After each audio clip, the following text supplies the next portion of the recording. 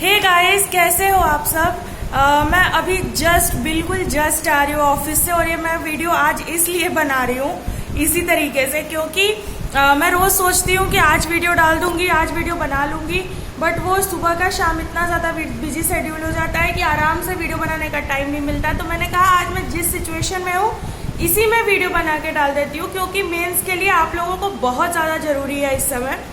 तो सबसे पहली चीज़ हम ये डिस्कस कर लेते हैं कि आरआरबी पीओ मेंस में और आईबीपीएस पीओ मेंस में और एसबीआई पीओ मेंस में अंतर क्या है। वो सबसे बड़ा अंतर ये है, जो ये वाले जो आरआरबी पीओ मेंस का आपका एग्जाम होगा, हाँ, तो इसमें आपको हिंदी और इंग्लिश दो अलग अलग दो लैंग्वेजेस की चॉइस होती है। या तो आप हिंदी कर सकते हो या आप इंग्लिश कर सकते हो। दूसरी चीज, एसबीआई पीओ आईबीपीएस पीओ दोनों में सेक्शनल टाइम होता है, आरआरबी पीओ में आपका कंबाइंड टाइम होता है। तीसरी चीज, आरआरबी पीओ में मेंस में भी आपको क्वेश्चन हिंदी और इंग्लिश दोनों ही लैंग्वेज में देखने को मिलेंगे, जैसे आपको प्री में मिले थे। तो ये है मेन डिफरेंस। चौथी चीज, थोड़ा आरआरबी का लेवल मैं कहूंगी थोड़ा मॉडरेट रहता है। देखो, अगर आप ये कह रहे हो ना, जैसे कई बच्चे कहते हैं कि मैथ्स का लेवल 2019 वाले पेपर में काफी हाई था, तो मैथ का पेपर अगर टफ लेवल था तो रीजनिंग का पेपर कंपैरेटिवली उसके इजी था, तो वो पेपर को पूरा बैलेंस करके चलते। जैसे इस बार जो उन्होंने मॉडरेट लेवल दिया था वो था कंप्यूटर हिंदी और एक क्या जीए, उसको उन्होंने मॉडरेट लेवल किया था। तो अभी जो उन्होंने जो मैथ और रीजनिंग थी ना, वो काफी अच्छी कर दी थी, मतलब नॉर्मल इजीली कोई भी उसमें ऑप्ट कर सकता था। हाँ, तीसरी चीज जो मैं आपको ये बता दूं कि अगर आप आरआरबी पीओ या आरआरबी क्लर्क का पेपर दे रहे हो, ये पेपर सिंगल शिफ्ट में होता है और इसमें कोई नॉर्मलाइजेशन नहीं होगा। तो जैसे ये चीजें मैंने अपने बैच में देखी है, लोगों का सिलेक्शन इस वजह से रुकते देखा है, क्योंकि क्या होता है, जैसे एसबीआई क्लर्क का पेपर 2 शिफ्ट में होता है, आईबीपीएस क्लर्क का मेंस का पेपर 2 शिफ्ट में होता है, तो उसमें एक शिफ्ट टफ आ गई, एक इजी आ गई, तो नॉर्मलाइजेशन होता है। बट आरआरबी पीओ क्लर्क का पेपर एक ही शिफ्ट में होता है और उसमें कोई भी नॉर्मलाइजेशन का नहीं मिलेगा, तो आपको ज्यादा ही अटेम्प्ट करना होता है। तीसरी, अब ये हो गई 4 चीजें जरूरी।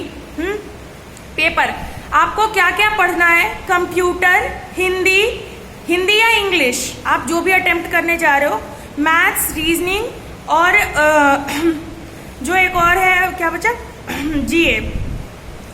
देखो, आपको मैं बोलूंगी सबसे पहले ये चीज कि कंप्यूटर के लिए आप क्या करोगे। अगर आपके पास अनअकैडमी है, बहुत अच्छा अनअकैडमी, अगर प्लस का सब्सक्रिप्शन है, तो साहिल चराया सर की क्लासेस आप देख लो, आपके कंप्यूटर के लिए वो पर्याप्त है। मैं कह रही हूँ वो आपके कंप्यूटर के लिए पर्याप्त है।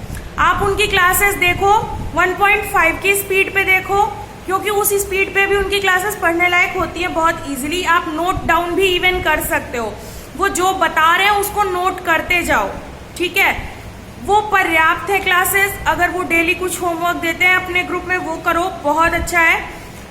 यूट्यूब पे उनका देख लो, आप चैनल है साहिल चराया नाम से ही, अगर वहां पे आपको क्लासेस मिल जाती हैं, अच्छा है। बट मोस्ट ऑफ यू आपके में से है अनअकैडमी प्लस का सब्सक्रिप्शन, तो कंप्यूटर के लिए साहिल चराया सर की क्लासेस आपको देखनी है। सेकेंड चीज, जीए को आपको 3 हिस्सों में पढ़ना है। जो लास्ट ईयर जीए आया था, मैं उस हिसाब से बता रही हूँ। स्टैटिक में आपको ये जो भी वन्य विहार और जो भी नेशनल पार्क, ये सारी चीजें हैं, ये देखनी है। इनके अलावा आपको वो देखना है करेंसी वगैरह, बैंक के हेडक्वार्टर्स, हाँ, जैसे आरआरबी में किस बैंक का कितना शेयर है, ये क्वेश्चन पूछा हुआ है एग्जाम में मेंस के, पर ये शायद एसबीआई क्लर्क के पूछा है। डेज, हाँ, डेज। फिर जो आपके स्टैटिक के हो गए, करंट अफेयर्स जो आप पढ़ रहे हो पढ़ो, बैंकिंग अवेयरनेस पढ़ो, फाइनेंशियल की चीजें पढ़ो। मैं अभी थोड़ी रेगुलर हूँ पिछले कुछ दिनों से, मुझे पता है कि मैं चीजें टाइम पे अपलोड नहीं कर रही हूँ, बट आप मेरी कंडीशन समझ सकते हो। जितने लोग टेलीग्राम ग्रुप में जुड़े हो, आप सबको पता है कि मैं इस समय कितनी ज्यादा, मैं बिल्कुल भी बात नहीं कर पाती या बिल्कुल भी वो नहीं कर पाती फोकस, तो ये इसलिए आप थोड़ा देखो चीजों को। हाँ, ये मैंने आपको बता दिया, जीए हो गया। इसके बाद अब आपका कंप्यूटर, जीए हो गया। हिंदी में आपको नाम बता रही हूँ चैनल का, एक आपको ऐसे पेपर वहां मिल जाएगा, ड्रीम बिग इंस्टीट्यूशन, उसके पेपर जो पीडीएफ है ना, हिंदी के पीडीएफ, उनकी क्वालिटी मेरे को काफ़ी अच्छी लगी थी। और अभी मैंने उनसे पूछा है, अगर अवेलेबल हो जाता है तो मैं उसको अवेलेबल करा दूंगी, रिसॉल्व उसका। बट अगर आप लेना भी चाहो तो बहुत सस्ता है, 30 या 40 रुपए का उनका 20 पेपर मिल रहा है हिंदी का। क्वालिटी बिल्कुल एग्जाम लेवल है, तो मैं आपको सजेस्ट करूंगी आप एक बार विजिट कर लो। फ्री वाला पीडीएफ तो आप देख ही सकते हो, फ्री पीडीएफ मेरे टेलीग्राम चैनल पे पड़ा है। टेलीग्राम चैनल का लिंक मैं डिस्क्रिप्शन बॉक्स में दे दूंगी।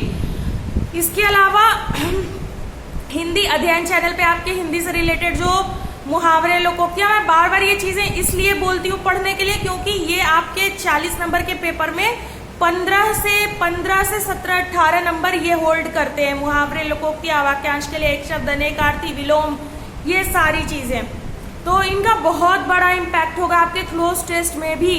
मैं बार बार ये चीजें बोलती हूँ, तो आप ये काम करो। हाँ, फिर ये हो गया 3 हिंदी। रीजनिंग के लिए आप क्या कर रहे हो? रीजनिंग के लिए आप जहां से भी मेंस की क्लासेस कर रहे हो आप करो। मेंस की पजल आप कहाँ से लगाओगे? मैं जो सबसे बेस्ट है वो आपको सजेस्ट कर रही हूँ, वो है बीएससी की मैगजीन आती है, बैंकिंग सर्विसेज क्रॉनिकल मैगजीन आती है। अगर उसमें नहीं है तो आप जिस भी टीचर को फॉलो कर रहे हो मेंस के पढ़ने के लिए, उनको सुनो, वो जो क्वेश्चन दे रहे हैं उन्हें लगाओ।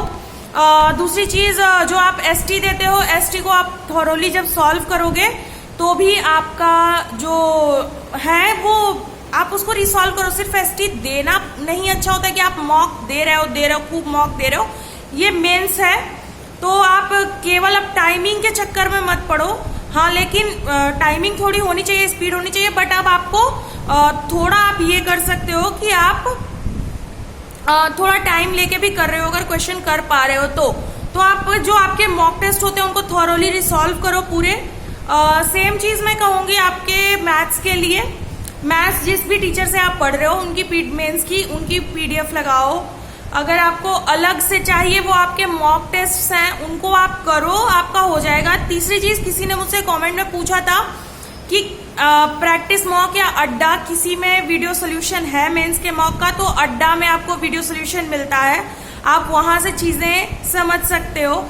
हाँ, तो ये है एक छोटी सी वीडियो जो आपके लिए बहुत जरूरी है। और एक लास्ट में मैं ये कहूंगी कि मुझे पूछा गया था कि मोटिवेशन, कौन सी बुक मैं मोटिवेशन के लिए पढ़ती थी।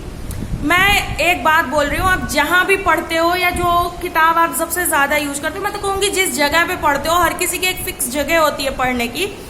आप उस दीवार पे या उस टेबल पे कहीं भी एक उस इंसान का नाम लिखो जिसे आप सबसे ज्यादा प्यार करते हो, और एक उस इंसान का नाम लिखो जिसने आपको लाइफ में बहुत क्रिटिसिज्म किया है कि तुम कुछ नहीं कर सकते, ये वो फलकानी ढिमकानी, ये वाली बुरी वाली चीज है, जिसकी आपको बुरी बातें जो हर्ट करती है ना, वो चीज है, तो उसका नाम लिखो।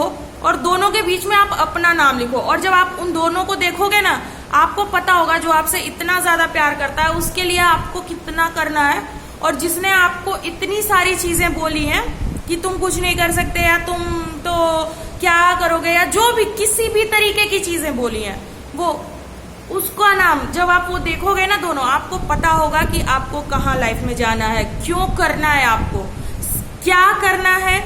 उसके लिए सबसे ज्यादा जरूरी होता है क्यों करना है। जब क्यों करना है आपके सामने होगा तो क्या करना है पे आप एकदम फिक्स रहोगे।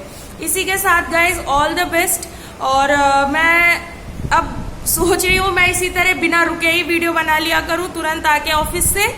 तो अब देखती हूँ मैं कितना रेगुलर रह पाती हूँ।